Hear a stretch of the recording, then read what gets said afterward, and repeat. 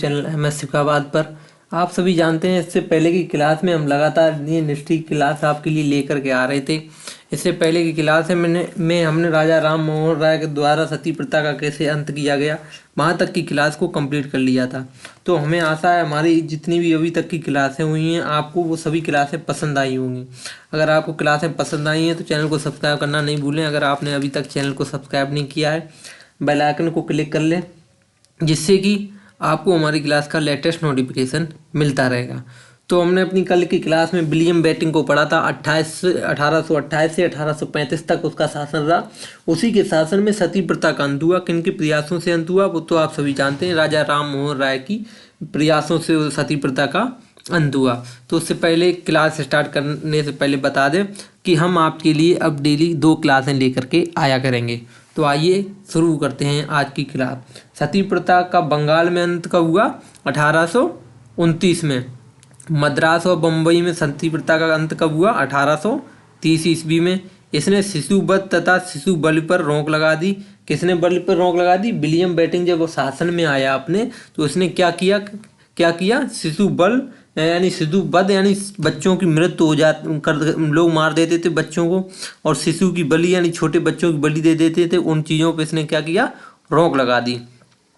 ठगी प्रथा का अंत हो गया। इसके समय पे क्या लोग ठगते थे तो उसका क्या हुआ? अंत हो गया।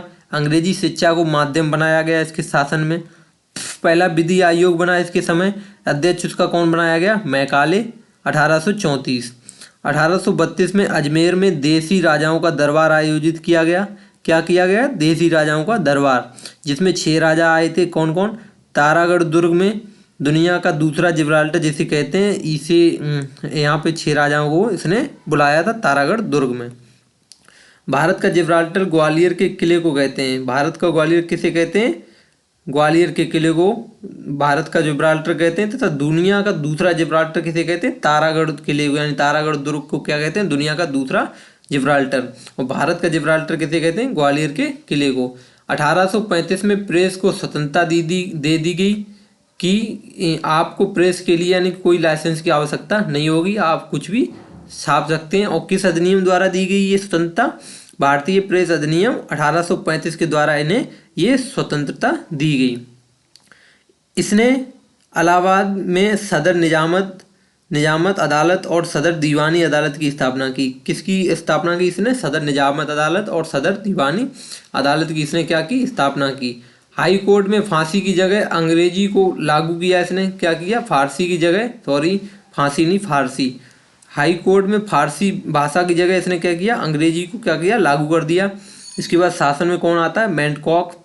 1835 से 1836 तक रहता है ये भारतीय समाचार पत्रों का मुक्तिदाता इसे कहा जाता है। क्या कहा जाता है? भारतीय समाचार पत्रों का मुक्तिदाता। इसके बाद शासन में आता है ऑकलैंड। 1836 से 1842 तक रहता है ऑकलैंड। सड़क ए आजम को जीटी रोड नाम दिया इसने, यानी सड़क ए आजम जो थी उसे क्या किया इसने? जीटी रोड नाम दिया। किसने? ऑकलैंड ने। प्रथम आंग्ल अफगान युद्ध इसी के समय हुआ 1839 से 42 तक। इसके बाद आता है एलनबरो। 1842 से 44 तक रहता है ये। दास प्रथा का अंत हुआ इसी के समय। 1843 के एक्ट से दास प्रथा का अंत हुआ। इसके बाद आता है हार्डिंग प्रथम, यानी 1844 से 1848 तक रहता है हार्डिंग प्रथम। नरवली यानी कि खोड़ जनजाति प्रथा का अंत हुआ, यानी नरवली खोड़ जनजाति में नरवली दी जाती थी। इस प्रथा का क्या हुआ? हार्डिंग प्रथम के समय क्या हुआ? इस प्रथा का अंत हुआ। इसके बाद शासन में कौन आता है? डलहौजी शासन में आता है। 1848 से 1856 तक डलहौजी शासन में रहता है। राज्य हड़प नीति डलहौजी का काम था। क्या? राज्य हड़प नीति, और लोगों में फूट डालो और राज्य हड़पो। व्यक्तिगत का सिद्धांत और गोद निषेध नीति इसके सिद्धांत थे। सबसे पहले सतारा मध्य प्रदेश 1848 में इसने क्या किया? कब्जा किया। फिर 1849 में जैतपुर और संभल में, 1850 में सिक्किम पर, 1852 में उदयपुर, 1854 में झांसी नागपुर। इन सबको क्या किया इसने? इस स्टेट पे इन सबको अपने शासन में इसने मिला लिया। यानी कि हड़प नीति इसकी थी, राज्य हड़प नीति, यानी राज्यों में फूट डाल देता था राजाओं में आपस में, अपना उसको फायदा उठाकर उसका और हड़प लेता था, यानी युद्ध करके जीत लेता था। अवध को 1856 में मिलाया। कुशासन का इसने आरोप लगाया था अवध पर। अवध में डलहौजी ने क्या किया, एक चेरी जो एक दिन हमारे मुंह में गिरेगी। अवध को क्या कहता था, डलहौजी कहता था यह एक चेरी है जो एक दिन हमारे मुंह में गिरेगी। रेलवे की शुरुआत किसने की, डलहौजी ने। 16 अप्रैल 1853 को 34 किलोमीटर मुंबई से थाने जो रेलवे चली वो इसी के शासन में चली थी, 16 अप्रैल 1853 को, जिसमें 14 डिब्बे थे, 3 इंजन थे। सुल्तान एक इंजन का नाम था, दूसरा साहेब, तीसरा सिंध। डाकघर अधिनियम इसी समय आया 1854 में। विद्युत तार सेवा इसी समय आई 1854 में। लोक निर्माण विभाग 1854 में इसी समय आया। विधवा पुनर्विवाह अधिनियम पारित हुआ 1856 में इसी समय। वुड डिस्पैच आया इसी समय। अंग्रेजी शिक्षा का मैग्ना कार्टा भारत में प्राथमिक शिक्षा तथा उच्च शिक्षा, स्थानीय शिक्षा और अंग्रेजी शिक्षा, इसे कहते हैं अंग्रेजी शिक्षा का मैग्ना कार्टा आया। तो उसने क्या किया, प्राथमिक शिक्षा स्थानीय भाषाओं में क्या होगा, उच्च शिक्षा में अंग्रेजी भाषा होगी और प्राथमिक शिक्षा में स्थानीय भाषा कर सकते हैं। यानी स्टार्ट की जो शिक्षा लोगे आप उसमें स्थानीय भाषाओं का यूज कर सकते हो, और उच्च शिक्षा अगर आप ग्रेड करोगे तो आपको अंग्रेजी भाषाओं में ही ग्रेड करनी पड़ेगी। इसकी बात होती है 1857 की फ्रांस की क्रांति होती है। 1857 की क्रांति, फ्रांस की क्रांति, सॉरी माफ़ी चाहता हूँ, 1857 की क्रांति होती है भारत में। प्रथम स्वतंत्रता संग्राम इसे किसने कहा, वीर सावरकर ने इसे प्रथम स्वतंत्रता संग्राम बोला। ना पहला, ना राष्ट्रीय और ना ही स्वतंत्रता संग्राम, ये किसने कहा, आरसी मजूमदार ने। धर्मांधों व ईसाइयों के बीच संघर्ष LER रीस के द्वारा हुआ। यह सभ्यता व बर्बरता के बीच संघर्ष है, ये किसने कहा, TR होम्स ने कहा। धर्मांधों और ईसाइयों के बीच संघर्ष ये किसने कहा, LER रीस ने कहा। और ये सभ्यता और बर्बरता के बीच संघर्ष किसने कहा, TR होम्स ने। 1857 की क्रांति एक षड्यंत्र थी, ये किसने कहा, आउटरम टेला ने। ये किसने कहा, आउटरम टेला ने क्या बोला, ये बोला कि आउटरम टेला ने कि ये एक षड्यंत्र ओनली थी। 1857 क्रांति के कारण क्या रहे, यानी रीजन देखेंगे तो आर्थिक कारण रहे। इसके आर्थिक कारण रहे, आर्थिक कारण कौन कौन से हैं, भारत के व्यापार व उद्योगों को ईस्ट इंडिया कंपनी ने नष्ट कर दिया था। प्रशासनिक कारण कौन कौन से रहे थे इसके, जागीरदारों, तालुकदारों, राजवंशों के विशेषाधिकारों को हटा देना, फारसी भाषा के स्थान पर अंग्रेजी भाषा को थोप देना, ये प्रशासनिक कारण यहाँ के थे। धार्मिक और सामाजिक कारण देखेंगे तो सती प्रथा का अंत 1829 में हुआ। विधवा पुनर्विवाह अधिनियम का लागू होना एक्ट 1856 से। पहले के लोग क्या थे, पहले के लोग ये चाहते थे कि अगर कोई लड़की का पति मर गया है तो उसको भी उसी के साथ जला दो। उनके दिमाग से वो चीज़ें निकल नहीं रही थी, इसी वजह से ये सामाजिक और धार्मिक कारण माने जा रहे हैं। वैसे आज के समय देखा जाए तो ये धार्मिक और सामाजिक कारण नहीं है, पर उस समय लोगों की ऐसी मानसिकता बन चुकी थी कि वो नहीं मानते थे कि नहीं, अगर इसका पति खत्म हुआ तो इसको भी साथ में जलाना होगा। इसके बाद विधवा पुनर्विवाह अधिनियम लागू हुआ, एक एक्ट 1856। इसमें क्या बुराई है दोस्तों, आप सभी जानते हो, अगर किसी का पति खत्म हो जाता है तो विधवा हो जाती है, तो अगर उसकी एज सही है अभी तो उसकी दोबारा शादी हो जाए तो उसमें जीवन उसका सफल हो जाएगा, अच्छा से कट जाएगा, या वो भटकती रहे तो अच्छा रहेगा। तो उस टाइम के लोगों को ये चीज़ें समझ नहीं आती थी, तो धार्मिक और सामाजिक कारणों में इसी वजह से इन्हें लिया गया है। तो विधवा पुनर्विवाह अधिनियम लागू का होना, 1845 का जेल अधिनियम, 1813 एक्ट द्वारा ईसाई मिशनरी का भारत में आना, ये स्त्री शिक्षा को बढ़ावा देता था। स्कूल्स में बाइबल का अध्ययन करवाना और अंग्रेजों के प्रति सम्मान को बढ़ाना, ये सभी कारण इनके हैं। इसके बाद राजनीतिक कारण देखेंगे तो सहायक संधि बेलेजलिन ने की, डॉक्ट्रिन ऑफ लैप्स यानी डलहौजी ने किया, ये सम्मानित व्यक्तियों का इसने अपमान किया, पेंशन पर रोक लगा दी, ये क्या थे इसके राजनीतिक कारण थे। अब देखेंगे सैनिक कारण, पोस्टल सेवाओं पर टैक्स लगा देना, जो कोई चीज़ हम पोस्ट करते थे किसी दूसरी जगह पर उस पर उसने टैक्स लगा दिया। समुद्र पार जाने की बात कह दी इसने कि आप सभी लोगों को अब समुद्र पार जाना होगा, किसी दूसरे देश में भी काम करने के लिए हम आपको ले चलेंगे। अफवाह फैला दी कि प्लासी के युद्ध के 100 वर्ष बाद लौट जाएंगे, यानी कि इसने कहा समुद्र पार जाएंगे और प्लासी के युद्ध के 100 वर्ष बाद लौट जाएंगे, यानी कि इसने लोगों से अफवाह फैला दी कि हम 100 वर्ष तक यहाँ प्लासी के युद्ध तक रोकेंगे, इसके बाद हम वापस चले जाएंगे। और तात्कालिक कारण कौन कौन से थे इसके, एक राइफल थी ब्राउन वेस, 1856 में उस टाइम नाम था उसका, इसे कहते थे इनफील्ड राइफल, यानी उमदम छावनी में ये दमदम छावनी में, यानी दमदम जो दमदम छावनी थी ब्राउन बेस पर 1856 में ये इनफील्ड राइफल थी। इसमें क्या था, कारतूस में गाय प्लस सूअर की चर्बी का उपयोग होता था। ये उसके तत्कालिक कारण माने जाते हैं कि विद्रोह होने के कारण कौन कौन से थे। तो ये सभी विद्रोह होने के कारण थे: आर्थिक कारण, प्रशासनिक कारण, धार्मिक और सामाजिक कारण, राजनीतिक कारण और सैनिक कारण। और तत्कालिक कारण ये थे कि कारतूस में क्या था, गाय और सूअर की चर्बी लगा के वो कारतूस बनाए जाते थे जो सैनिकों पे मुंह से खुलवाए जाते थे। इस वजह से सैनिक उस विद्रोह करने लगे थे। विद्रोह सबसे पहले कहाँ हुआ? सबसे पहले 19वीं रेजिमेंट में विद्रोह हुआ। इसके बाद 34वीं इन्फेंट्री बंगाल यानी बैरकपुर छावनी, जो जिसमें मंगल पांडे नाम का सैनिक था, उस बैरकपुर छावनी में मंगल पांडे ने 34वीं इन्फेंट्री बंगाल में विद्रोह कर दिया। विद्रोह कब हुआ? 29 मार्च 1857 को। इन्हें मंगल पांडे को फांसी कब दी गई? 8 अप्रैल 1857 को। इन्हें 1 महीने बाद फांसी दे दी गई। 1 महीना भी नहीं लगा, 10 दिन बाद इन्हें फांसी दे दी गई। 24 अप्रैल 1857 को मेरठ छावनी में 90 सैनिक से 85 सैनिक, इन्हें 90 में से 85 सैनिक यानी 9 मई को क्या हुआ, कोर्ट मार्शल उनका कर दिया गया। 10 वर्ष की सजा कर दी गई और नंगा किया गया। इन लोगों की बेइज्जती की गई। यानी कि जब ये विद्रोह करने लगे तो इनमें 90 सैनिक ऐसे थे जिनमें से 90 में से 85 को क्या किया, 10 वर्ष की सजा, कोर्ट मार्शल हुआ उनका, तो 10 वर्ष की सजा की गई और उन्हें नंगा कर दिया गया। तो वो लोग काफ़ी बेइज्जत हुए। 10 मई 1857 को क्या हुआ? 1857 की क्रांति की शुरुआत माना जाता है। 10 मई 1857 को नगर कोतवाल धन सिंह गुर्जर ने क्या किया और कदम सिंह गुर्जर ने क्या किया?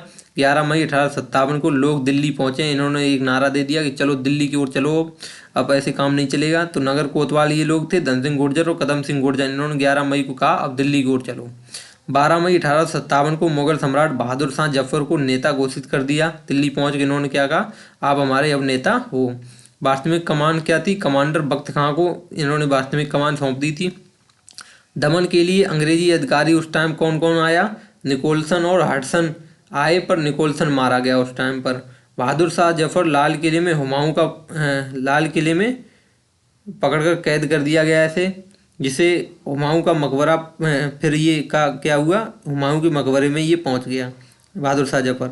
लाल किले से पकड़कर इसे क्या किया, रंगून बर्मा म्यांमार में बहादुर शाह जफर को भेज दिया गया और 1862 में मौत हो गई थी इसकी। रंगून बर्मा वहीं जेल में म्यांमार में ही बहादुर शाह जफर की क्या हुई, मृत्यु हो गई। इसके बाद देखेंगे लखनऊ में विद्रोह हुआ, जिसका मतलब क्या कहते हैं, जिसको संभालता है यानी कि जिसका नेतृत्व करने वाला व्यक्ति कौन था? बेगम हजरत महल वहाँ से नेतृत्व कर रही थी। इनका उपनाम क्या है? महक परी इन्हें कहते थे। पुत्र किनके थे ये? ब्रजेश कादिर के पुत्र थे। 4 मई 1857 को यहाँ पे विद्रोह हुआ। यहाँ पर दमन अधिकारी कौन कौन है? कैंपबेल, जो गोरखा रेजिमेंट की मदद से इसने क्या किया, हमारे सैनिकों की ही मदद से यहाँ पर इसने कैंपबेल ने क्या किया, लखनऊ वाले जो विद्रोह था उसे दबा दिया। अब झांसी में देखेंगे तो झांसी में कौन था? रानी लक्ष्मीबाई थी। इनके पति कौन थे? गंगाधर राव। पुत्र कौन था? दामोदर राव, ये दत्तक पुत्र था। जन्म इनका कहाँ हुआ था? वाराणसी में। मृत्यु कहाँ हुई थी? ग्वालियर में इनकी समाधि है। 1854 में झांसी का विलय कर लिया इन्होंने। रानी लक्ष्मीबाई रानी महल में रहती थी। तो आप सभी ने देखा कैसे करके अंग्रेज हमें दबाते हुए चले जा रहे हैं और कैसे करके वो एक एक करके कब्जा करते हुए चले जा रहे हैं। जितने भी हमने आंदोलन किए उन सभी आंदोलनों को उन्होंने क्या किया, दबाने का काम किया। कैसे भी ना कैसे करके अपने अपने अधिकारियों को भेज भेज के उन्होंने सभी जितने भी आंदोलन किए, हमने लखनऊ का हो, झांसी का हो, इन सभी मतलब आंदोलनों को उन्होंने, विद्रोहों को रोकने का प्रयास किया। इसके बाद देखेंगे जून 1857 में क्या, ग्वालियर पर उन्होंने कब्जा कर लिया। इसके बाद दमन के लिए किन्हें भेजा गया? यूरोज ग्वालियर पर कब्जा करने के बाद दमन किसने किया? यूरोज ने यहाँ पे किया दमन किया, जो भड़क रही थी यहाँ पे आग। डेथ 17 जून 1858 को ग्वालियर में ही हो गई। किसकी? रानी लक्ष्मीबाई की क्या हुई? 17 जून 1858 को ग्वालियर में ही इनकी मृत्यु हो गई। कानपुर में देखेंगे 5 जून 1858 में क्या हुआ, विद्रोह स्टार्ट हुआ। इनका नेतृत्व कानपुर में कौन कर रहा था? नाना साहब प्लस तात्या टोपे, जो रामचंद्र पांडुरंग, ये तीनों लोग मिलकर के क्या कर रहे थे, यहाँ पे कानपुर में विद्रोह कर रहे थे। खुद को पेशवा घोषित कर दिया था नाना साहब ने। क्या कहा कि हम खुद पेशवा हैं। यहाँ पे दमन किसने किया? कैंपबेल अंग्रेजी जो कमांडर था उसने यहाँ पे क्या किया, कानपुर में भी दमन किया। इलाहाबाद में देखेंगे तो 6 जून 1857 को इलाहाबाद में यहाँ पे विद्रोह होता है। नेतृत्व कौन करता है यहाँ से? इलाहाबाद में लियाकत अली नेतृत्व कर रहे थे। दमन यहाँ पे किसने किया? कर्नल नील ने यहाँ पे क्या किया? दमन किया। बिहार में देखेंगे तो कुंवर सिंह थे जगदीशपुर से। दमन यहाँ पे किसने किया? टेलर मेजर प्लस विंस सेंट नायर, यहाँ पे दो अंग्रेजी सैनिक हैं, मेजर टेलर और प्लस विंस सेंट नायर, इन्होंने क्या किया? बिहार में दमन किया। फैजाबाद में देखेंगे तो मौलवी अहमदुल्ला डंका साजिश से कहते थे और 50,000 रुपये का इनाम इस पर था, मौलवी अहमदुल्ला पर। तो इसका भी दमन किसने किया? नील ने किया। ये नील अंग्रेजी सैनिक है। इसके बाद बरेली में देखेंगे तो बरेली में नेतृत्व कौन कर रहा था? खान बहादुर खान कर रहे थे। सागर में कौन कर रहा था? शेख रमजान कर रहे थे। मथुरा में कौन कर रहा था? देवी सिंह कर रहे थे। हरियाणा में कौन कर रहा था? राव तुलाराम कर रहे थे। असम में कौन कर रहा था? मनीराम कर रहे थे। विद्रोह की समाप्ति 20 जून 1858 को ग्वालियर में हुई। असम में कौन कर रहा था? मनीराम। 1857 का गुमनाम नायक किसे कहते हैं? अजीमुल्ला खां को। 1857 क्रांति का प्रतीक क्या है? कमल और रोटी। वायसराय इस समय कौन था? कैनिंग। 1856 से 62 के समय। उस समय ब्रिटिश पीएम कौन था? पार्मरटन इस समय ब्रिटिश पीएम था। 1857 की क्रांति का कवि किसे कहते हैं? मिर्जा गालिब 1857 क्रांति का कवि है। 1857 की क्रांति का सजीव वर्णन किसने किया? माइकल हिसेन ने क्या किया? सजीव वर्णन, यानी उन्होंने जो देखा उन्होंने वही लिखा। तो आपने सभी ने देखा कि कैसे करके हमारे सभी जितने भी हम लोगों ने 1857 की क्रांति में हमारे लोगों के द्वारा जितने भी विद्रोह किए गए, उन सभी विद्रोह का दबाने का काम किसने किया? अंग्रेजी शासकों ने आकर के। अंग्रेजों ने क्या किया? अपने जितने भी मजबूत और एकदम कड़क सेना और जो बहुत ही मतलब खराब नीति वाले जो उनके पुलिस अधिकारी थे, उनको उन्होंने भेज करके मारा, तोड़ा, खूब गोलियां भी चलवाईं, काफ़ी लोगों की जानें भी गईं। तो हर जगह उन्होंने क्या किया? हमारे जितने विद्रोह उठ रहे थे उन सबको दबाने का काम किया। कानपुर में भी दबा दिया, इलाहाबाद में, बिहार में, फैजाबाद, अलीगढ़, मथुरा, हरियाणा, इन सभी को क्या दबा दिया। और विद्रोह की समाप्ति आखिरकार हमारी 20 जून 1858 को ग्वालियर में क्या हुआ? विद्रोह हमारा समाप्त हो गया। विद्रोह समाप्त होने के बाद क्या हुआ? आगे आने वाली क्लास में हम आपसे सभी से विद्रोह समाप्त होने के बाद जो होगा हम उसके बारे में बात करेंगे। और आगे आने वाले टाइम में जो सन्यासी विद्रोह वगैरह छोटे मोटे जनजातियों द्वारा भी विद्रोह होने लगेंगे, क्योंकि उनके खिलाफ विद्रोह करने का कारण है उनके खिलाफ अंग्रेजी शासन बहुत ही कट्टरता से व्यवहार कर रहा है। तो आने वाले टाइम में और विद्रोह होंगे।